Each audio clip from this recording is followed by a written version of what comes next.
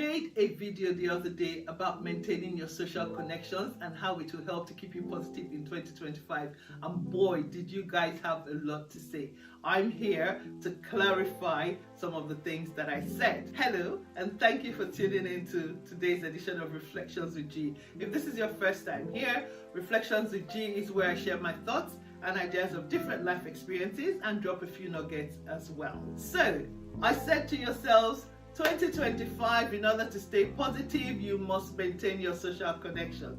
And I got so many comments, and most of them were centered around you can't trust people, you don't know who to trust, not everybody is trustworthy, and not everybody should be called a friend. In fact, there was a comment that really got to me, and that was the one that said it's the person who does not know their friends that will open up to them.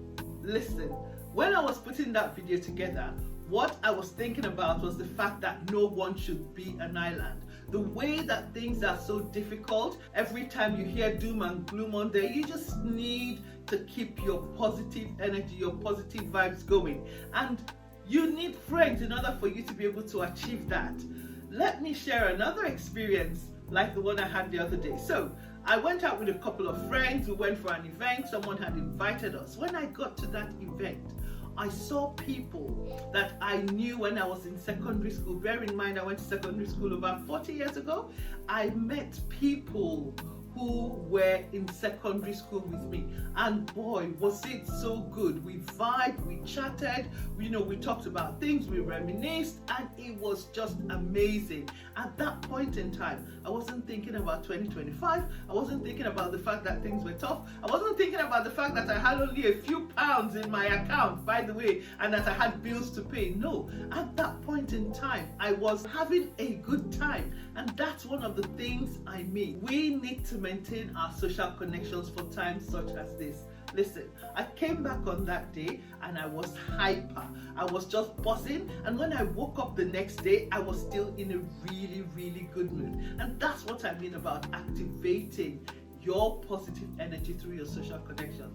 I understand what you are saying about friends and the fact that some of them cannot be trusted, but it's also important to know that actually when it comes to friendships or when it comes to relationships, that there are at different levels. At every stage in your life, you come across people.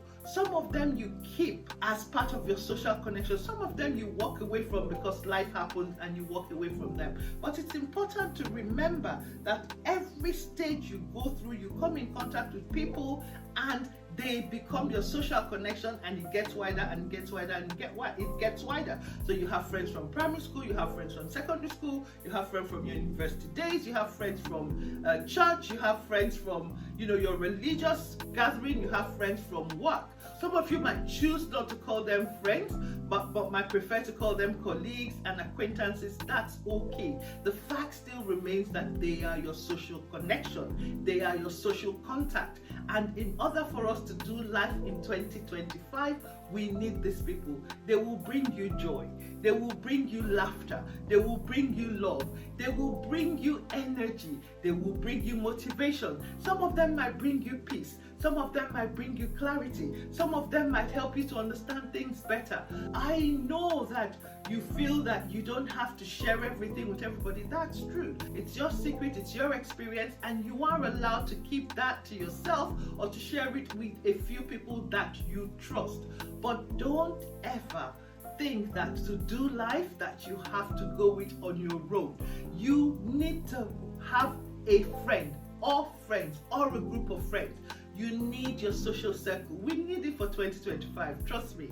I've been down that route. I've got friends that when I have an idea, I just reach out to them and I just use them as a sounding board. And they always come back at me with that energy. Those friends are different from the friends that I pray with.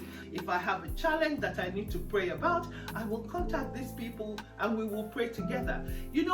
At every stage in your life, you have acquired these social connections, and it's important that we reactivate it.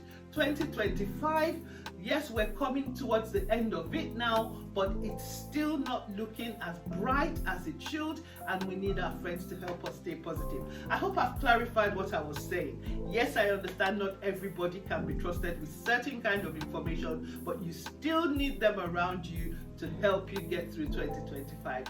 Have a fantastic day.